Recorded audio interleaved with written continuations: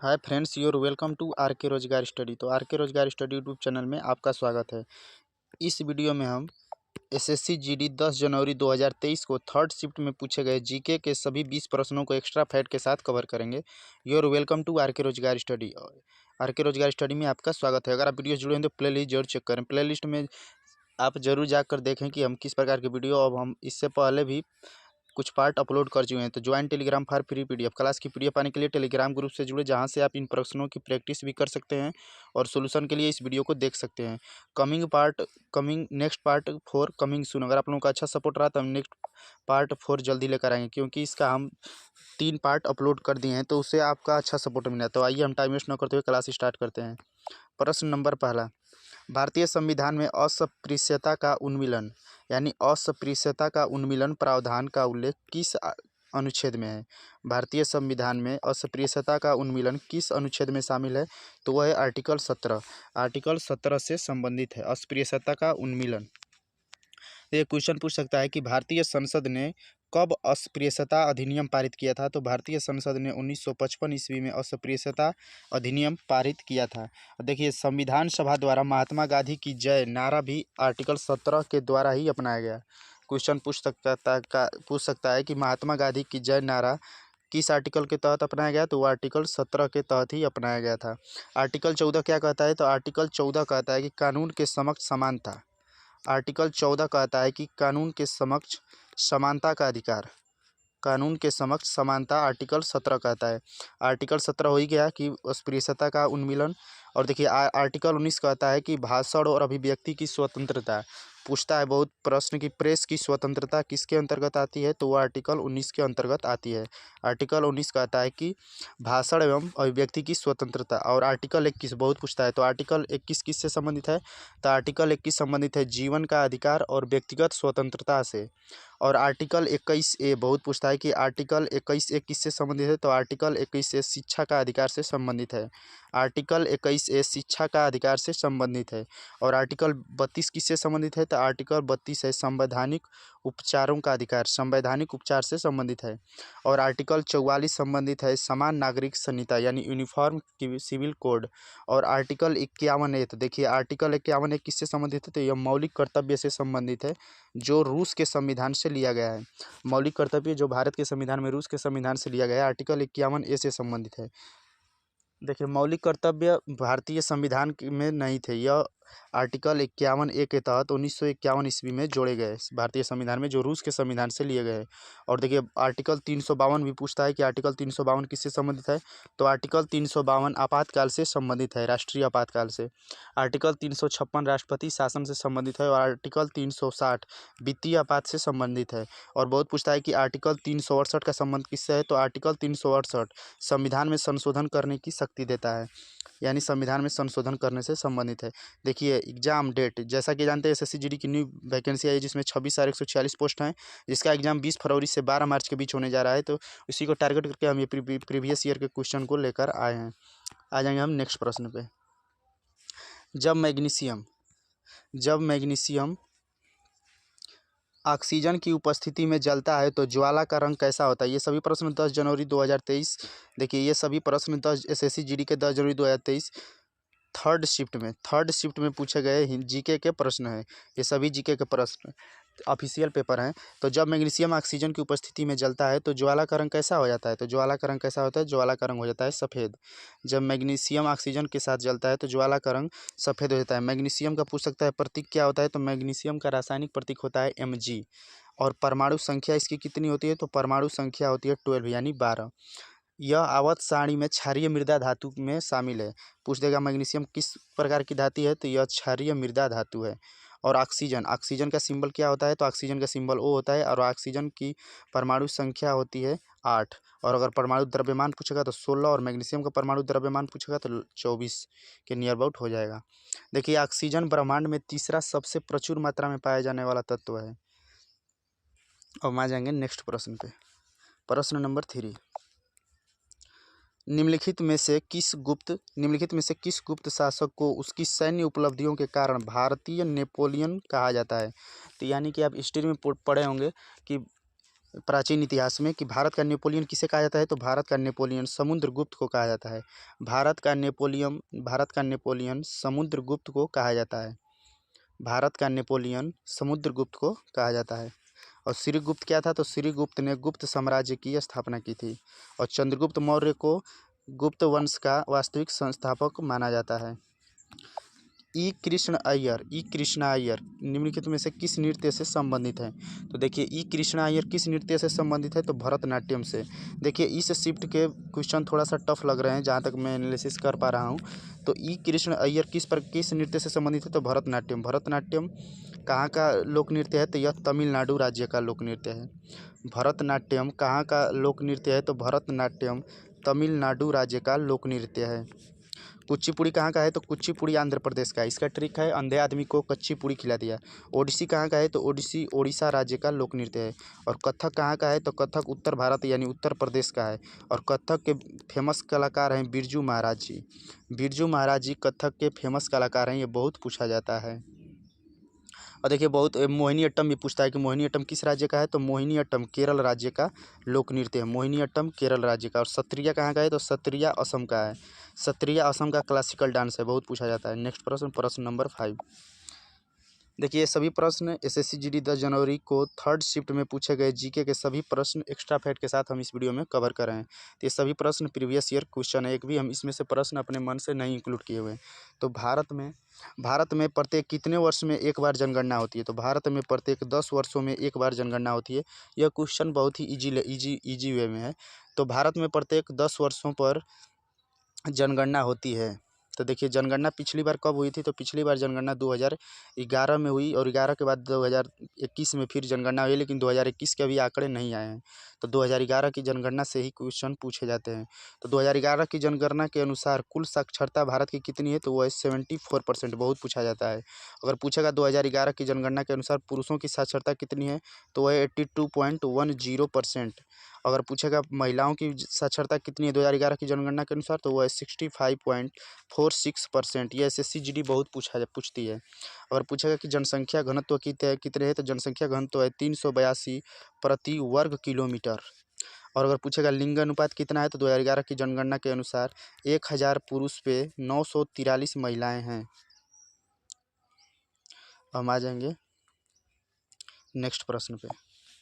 प्रश्न नंबर 6, निम्नलिखित में से कौन सा लुसोफोनिया खेलों का हिस्सा नहीं है, तो लुसोफोनिया खेलों का हिस्सा कौन सा नहीं है, तो जर्मनी लुसोफोनिया खेलों का हिस्सा नहीं है। देखिए ऐसे प्रश्न को आप स्किप कर देंगे तो ज़्यादा बेस्ट रहेगा, क्योंकि ऐसे प्रश्न रिस्की हो जाते हैं। तो आप इन प्रश्नों को स्किप कर सकते हैं। यह क्लास आप आरके रोजगार स्टडी यूट्यूब चैनल पर देख रहे हैं, जो भी हाल ही में किया हमारे यूट्यूब चैनल पर एपी पुलिस सहित एवं एसएससी जीडी सहित अन्य सभी वनडे कॉम्पिटिटिव एग्जाम को टारगेट करके मैथ, रीजनिंग, हिंदी के जीएस की ट्रिकी सॉल्यूशन के साथ क्लास दी जा रही है। तो अगर आप वीडियो जुड़े हैं तो प्ले लिस्ट जरूर चेक करें, और आप प्ले लिस्ट में जाकर देखें, आपको कंटेंट भी पता चल पाएगा और ये भी पता कर पाइएगा किस प्रकार के हम वीडियो अपलोड करते हैं। भारत में रेडियो प्रसारण 1913 में किसके द्वारा शुरू किया गया। जैसा कि अगर क्वेश्चन पूछ देगा कि भारत में रेडियो का प्रसारण सर्वप्रथम कब शुरू हुआ, तो वो हुआ था 1923 ईस्वी में। 1923 ईस्वी में भारत में पहली बार रेडियो का प्रसारण शुरू हुआ। और कहाँ से शुरू हुआ, तो बॉम्बे के रेडियो क्लब से। बॉम्बे के रेडियो क्लब से यह शुरू हुआ। नेक्स्ट प्रश्न पे आ जाएंगे। प्रश्न नंबर 8, भारत के संविधान का कौन सा अनुच्छेद चुनाव के अधीक्षण, निर्देशन और नियंत्रण के बारे में बताता है, तो अभी हम पीछे भी बताए थे कि आर्टिकल 324 चुनाव आयोग से संबंधित है। आर्टिकल 324 चुनाव आयोग से संबंधित है। और आर्टिकल 356 किससे संबंधित है, तो आर्टिकल 356 राष्ट्रपति शासन से संबंधित है। आर्टिकल 356 राष्ट्रपति शासन से संबंधित है। अगर आता आर्टिकल 352 तो यह राष्ट्रीय आपातकाल से संबंधित है। और आर्टिकल 360 अगर आता तो आर्टिकल 360 हो जाता वित्तीय आपात से संबंधित। अब हम आ जाएंगे नेक्स्ट प्रश्न पे। और देखिए यह भी पूछता है कि संविधान में संशोधन, तो संविधान में संशोधन आर्टिकल 368 के तहत किया जाता है। आर्टिकल 368 संविधान में संशोधन करने का अधिकार देता है। नेक्स्ट प्रश्न, नवंबर 2022 तक निम्नलिखित में से कौन दिल्ली अर्थात भारत का उपराज्यपाल थे, तो नवंबर 2022 तक दिल्ली के उपराज्यपाल कौन थे, तो वो थे विनय कुमार सक्सेना। विनय कुमार सक्सेना 26 मई 2022 से ये दिल्ली के उपराज्यपाल थे। अनिल बैजल क्या थे, तो अनिल बैजल ये 2016 से 2021 के बीच रहे थे। अनिल बैजल, इनसे पहले अनिल बैजल ही थे। और अरविंद केजरीवाल जानते हैं कि ये अरविंद केजरीवाल वर्तमान समय में भी वहाँ के मुख्यमंत्री हैं। तो अरविंद केजरीवाल दिल्ली के वर्तमान मुख्यमंत्री हैं। अरविंद केजरीवाल का जन्म 16 अगस्त 1968 ईस्वी को सिवाही, हरियाणा, भारत में हुआ था। अरविंद केजरीवाल आम आदमी पार्टी के हैं। एक राजनीतिक दल हैं जो 2012 में यह अपना राजनीतिक दल लेकर आए थे। नेक्स्ट प्रश्न नंबर 10 एक पेज और एक मोटिवेशनल क्विज है जो आपको मोटिवेट रखेगा। आप जहाँ हैं, जहाँ आप कुछ नहीं कर सकते मेरे दोस्त, वहाँ एक चीज़ पक्का कीजिए, कोशिश। अगर आप कहीं हैं, अगर आपको लग रहा है कि आप कुछ नहीं कर सकते हैं, तो एक चीज़ ज़रूर करिएगा मेरे दोस्त, कोशिश आप ज़रूर करिएगा। यह हर लाइफ में आपको यह बात ध्यान रखनी है कि आप जहाँ कुछ नहीं कर सकते वहाँ एक चीज़ पक्का कीजिए, कोशिश। और कुछ भी इम्पॉसिबल नहीं होता है मेरे दोस्त, या तो आपकी संगत बुरी है या फिर आपकी सोच छोटी है। कुछ भी असंभव नहीं है मेरे दोस्त, या तो आपकी संगत बुरी है या तो आपकी सोच छोटी है। तो आप इस पेज को थोड़ा ध्यान से अपने ध्यान में उतारिएगा। नेक्स्ट पेज पे हम आ जाएंगे। राष्ट्रीय आय की गणना करते समय डॉट डॉट को एक कारक के रूप में लिया जाता है। तो राष्ट्रीय आय की गणना करते समय किसको एक कारक के रूप में लिया जाता है? तो राष्ट्रीय आय की गणना करते समय निर्यात को एक कारक के रूप में लिया जाता है। राष्ट्रीय आय की गणना करते समय निर्यात को एक कारक के रूप में लिया जाता है। क्वेश्चन पूछता है राष्ट्रीय आय कैसे निकाला जाता है? राष्ट्रीय आय इक्वल टू होता है उपयोग व्यय प्लस निवेश व्यय प्लस सरकारी व्यय प्लस शुद्ध निर्यात। देखिए ये प्रश्न कुछ स्किप करने लायक हैं। इन प्रश्नों में को अगर आप तुक्का मार सकते हैं, लेकिन ये प्रश्न ज़्यादा रिस्की हो जाते हैं। ये सभी प्रश्न 10 जनवरी 2023 थर्ड शिफ्ट में पूछे गए जीके के 20 प्रश्न हैं जो एक्स्ट्रा फैक्ट के साथ हम इस वीडियो में कवर कर रहे हैं। प्रश्न नंबर 11, आरबीआई के अनुसार भारत में सेवा क्षेत्र का 1980 के दशक में सकल घरेलू उत्पाद, जिसे जीडीपी कहा जाता है, जीडीपी, सकल घरेलू उत्पाद पर कितना % का योगदान था? तो योगदान था 38.6% का। 38.6% का योगदान था। नेक्स्ट प्रश्न पे आ जाएंगे। स्वामी दयानंद सरस्वती ने किसकी स्थापना की? यह एक ऐसा संगठन है जिसमें हिंदू धर्म में सुधार का प्रयास किया गया। तो स्वामी दयानंद सरस्वती ने किसकी स्थापना की थी? तो आर्य समाज की। स्वामी दयानंद सरस्वती ने आर्य समाज की स्थापना की थी। स्वामी दयानंद सरस्वती ने ही नारा दिया था, वेदों की ओर लौटो। क्वेश्चन बहुत पूछता है कि वेदों की ओर लौटो का नारा किसने दिया था? तो वेदों की ओर लौटो का नारा स्वामी दयानंद सरस्वती ने ही दिया था। वेदों की ओर लौटो का नारा स्वामी दयानंद सरस्वती ने ही दिया था। और स्वामी दयानंद सरस्वती ने आर्य समाज की स्थापना की थी। इसका ट्रिक है कि आर्यों पर दया करो। इसका ट्रिक क्या हो जाएगा? तो ट्रिक हो जाएगा आर्यों पर दया करो, यानी आर्य समाज दयानंद सरस्वती।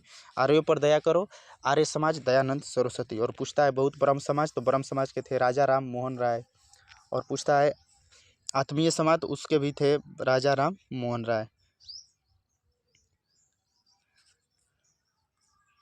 अब हम आ जाएंगे नेक्स्ट प्रश्न पे। प्रश्न नंबर 13, 18 मार्च 2022 में किस केंद्रीय मंत्री ने India water pitch pilot scale startup challenge शुरू किया? तो वो कौन किए थे? तो किए थे हरदीप सिंह पुरी ने। कौन किया था? तो हरदीप सिंह पुरी ने इसे शुरू किया था। नेक्स्ट प्रश्न पे आ जाएंगे। 2018 में भरतनाट्यम में संगीत नाटक अकादमी पुरस्कार किसने जीता था? तो देखिए 2018 में भरतनाट्यम में संगीत नाटक अकादमी पुरस्कार किसने जीता था? तो वो जीते थे राधा श्रीधर ने। ने जीता था।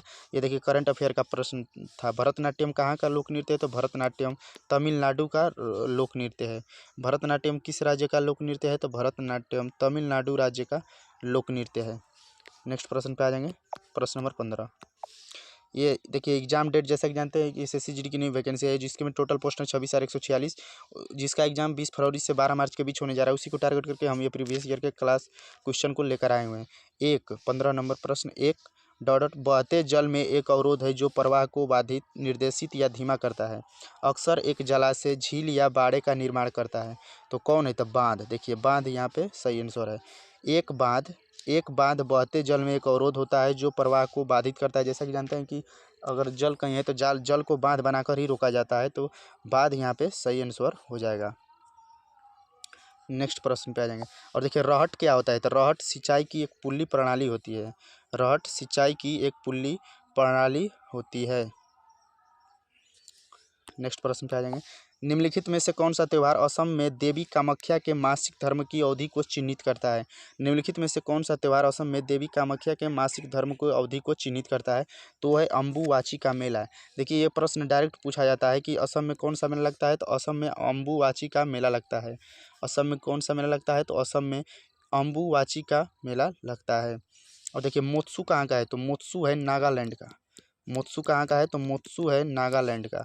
मोत्सू पूछ सकता है तो यह नागालैंड का है। और देखिए वांगला अगर पूछेगा तो वांगला मेघालय, असम और बांग्लादेश के हिस्सों में मनाया जाता है वांगला। यह क्लास आप are K Rojgar study YouTube channel पे देख रहे हैं। आपको वीडियो पसंद है तो इसे लाइक, शेयर और सब्सक्राइब जरूर करें चैनल को, और वीडियो और प्लेलिस्ट में जाकर आप जरूर देखें। देखिए इस शिफ्ट के पेपर जो इससे पहले हम दोनों शिफ्ट का क्वेश्चन को एनालिसिस किए हैं, उससे इस शिफ्ट के प्रश्न बहुत ही हार्ड थे। डॉट डॉट उपयोग में ट्रांजिस्टर सेट से लेकर टेलीविजन तक उत्पादों की एक विस्तृत श्रृंखला शामिल है। तो किसके अंतर्गत आता है, तो ट्रांजिस्टर और टेलीविजन किसके अंतर्गत आता है? तो क्या वो नहर सिंचाई का? नहीं। उर्वरक क्या है? नहीं। जूट प्रश्न नहीं। इलेक्ट्रॉनिक्स का ये है, इलेक्ट्रॉनिक्स से संबंधित है ट्रांजिस्टर सेट और टेलीविजन। तो देखिए आप कुछ प्रश्नों को तो कॉमन सेंस के हिसाब से भी कर सकते हैं। तो ये देखिए कॉमन सेंस का क्वेश्चन था। प्रश्न नंबर 18, निम्नलिखित 4 में से 3 सिलेंट्रेटा संघ के उदाहरण हैं और इसलिए एक समूह बनाते हैं। वह कौन सा है जो उस समूह से संबंधित नहीं है? यानी कि बताना है कि सिलेंट्रेटा संघ से कौन संबंधित नहीं है, तो वह है यकृत प्रणव। यकृत प्रणव इससे संबंधित नहीं है। देखिए ये भी प्रश्न थोड़ा टफ लेवल के हो जाते हैं और स्किप करने लायक ये प्रश्न है, क्योंकि इससे पहले 2 शिफ्टों का एनालिसिस किए, वो उन प्रश्नों में 20 में से आराम से 13, 14 या 50 प्लस क्वेश्चन आराम से कर सकते थे, लेकिन इसमें तो 10 प्लस करना भी थोड़ा सा मुश्किल लग रहा है, क्योंकि इस शिफ्ट के पेपर वास्तव में हार्ड हैं। प्रश्न नंबर 19, ये देखिए एग्जाम डेट जो है उसी को टारगेट करके चला रहे हैं, जो 20 फरवरी से 12 मार्च के बीच होने जा रहा है। प्रश्न नंबर 19 है 25 जून 2015 को शुरू की गई कौन सी योजना है जो वर्ष 2022 तक शहरी क्षेत्रों में सभी के लिए आवास उपलब्ध कराने का इरादा रखती है? तो वो कौन सी है, तो योजना है, तो वो योजना है प्रधानमंत्री आवास योजना। देखिए ये भी कॉमन सेंस का प्रश्न है और करंट अफेयर का प्रश्न है, लेकिन ये हो जाएगा आराम से। तो प्रधानमंत्री आवास योजना, क्योंकि आवास की बात हो रही है तो प्रधानमंत्री आवास योजना यह वर्ष 2022 तक टारगेट रखा है कि वर्ष 2022 तक सभी शहरी परिवारों के लिए किफ़ायती आवास उपलब्ध कराने के उद्देश्य से भारत सरकार द्वारा यह शुरू की गई है प्रधानमंत्री। चलिए अब हम आगे आ जाते हैं। नेक्स्ट प्रश्न, प्रश्न नंबर 20 और लास्ट प्रश्न। जून 2021 में इंडियन ग्राफिक्सल फोर का आयोजन निम्नलिखित में से किस स्थान पर किया गया था? तो वो किया गया था पटियाला में। किस स्थान पर किया गया था? तो वो किया गया था पटियाला में। पटियाला कहाँ पड़ता है? तो पटियाला पंजाब में पड़ता है। अगर पूछेगा पंजाब का डांस कौन सा है, तो पंजाब का है गिद्दा। भांगड़ा और गिद्दा ये सभी पंजाब के हैं। भांगड़ा पुरुष करते हैं और गिद्दा महिलाएं करती हैं।